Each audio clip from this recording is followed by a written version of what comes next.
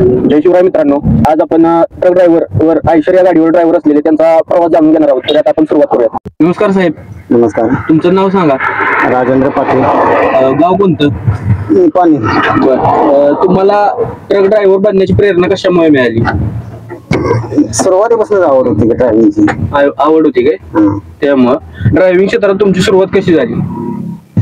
Driving क्षेत्रात जोडदारांच्या संख्येला आहेत गाडीवर फिरायला गेल्यामुळे म्हणजे किंदर साईडला आपलं बसून जायचं का तुम्ही? त्यामुळे ते आवड निर्माण झाली. तुम्ही पहिल्यांदा कोणती गाडी चालवली होती? पहिल्यांदा चालवली होती 16-12. काय टाटा. नाव आहे ट्रक मोठा? 16-12 टाटा ट्रक. जुना काय? आणि गाडी कधी शिकला तुम्ही साधारण? ही गाडी 2008ला शिकले. 8ला. किती वर्ष झाली गाडी चालवताय? 2008ला शिकल्यानंतर मी लायसन 2 वर्षानंतर काढलं. त्याच्यानंतर गाडी चालवली. कुठलं लायसन आहे तुमच्याकडे? प्रकार असतात ना ते? कुठलं प्रकार असतात? पूर्ण बॅग पत्र आहे. बस बॅग सुद्धा आहे काय? आणि ते चढ वाहण्यासाठी कोणतं तरी असते ना? HGV काय? जेव्हा तुमचा खूप लांबचा प्रवास असतो त्यावेळी तुम्ही मनोरंजन कसे करता? गाणी लावायचं. मनोरंजन करता. रूटला गाडी चालवायला आवडते तुम्हाला? तमिळनाडू केरला. तिकडे का बरं? ट्रॅफिक कमी आहे तिकडे. रस्ता चांगला आहे. रस्ता चांगला आहे. खड्डा वगैरे काय नाही.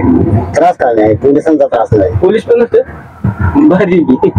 रस्त्यावर तुम्हाला गाडी चालवताना असताना सर्वात मोठे आव्हान कोणते?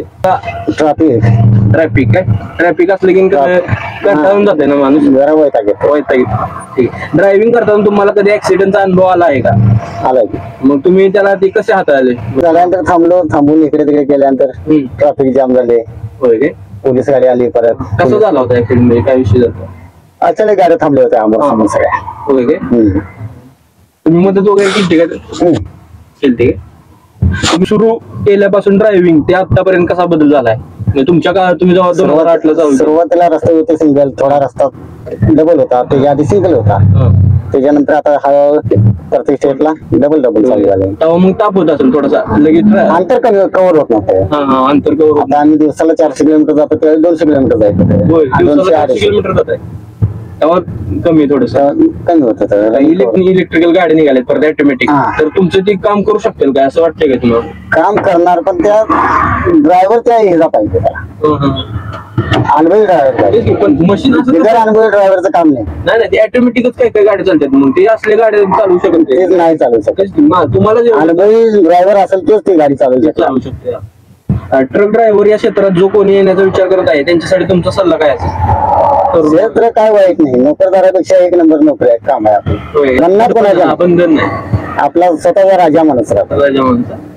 तिकडे तमिळनाडू इकडे वगैरे जात आहे आता फिरायला पॉइंटला जातो. हेच फिरायला भेटत. तुमची इतर ड्रायव्हर्स किंवा पॅसेंजर सोबत लक्षात राहण्यासारखी भेट झाली आहे कोणती? प्रत्येक ट्रिपला आहेच.